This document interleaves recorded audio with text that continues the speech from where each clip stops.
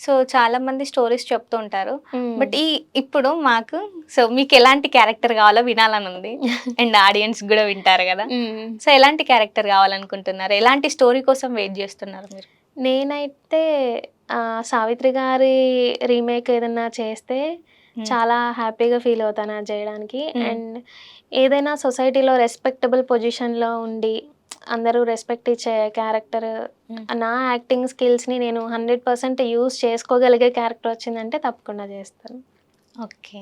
So ఒక చిన్న dialogue చెప్తారా మరి మాకు? యో పెద్ద మనిషి ఏం మాట్లాడుతున్నావు నువ్వు?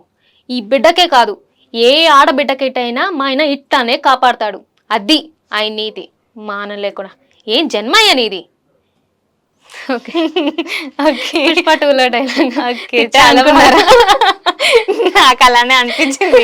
సడెన్‌గా ఏంటి ఇలా రియాక్ట్ కాకపోతే అవుతుంది. ఎదుర క్యూ లేకపోతే మాకు యాక్ట్ చేయడానికి కష్టం అవుతది అందుకని. ఓకే. చాలా సారీ. బాగా చేశారు. పర్లేదు. పర్లేదు. నేను స్టార్ట్ చేయంగానే మీ ఎక్స్‌ప్రెషన్ మారిపోయింది దాని గురించి. ఓకే. హ్మ్. సో యాక్టింగ్ అంటే ఇలా చూస్తే అలా చెప్పేస్తారా ఆ! అయితే? సో మీరు మూవీలో చేసినప్పుడు ఏమైనా డైలాగ్స్ చెప్పారా మరి? చేశానండి. చెప్పాను. పెద్ద పెద్ద మూవీస్‌కి చేసినయి ఉంటాయి కానీ మనకి అంత స్కోప్ ఉండదు. హ్మ్.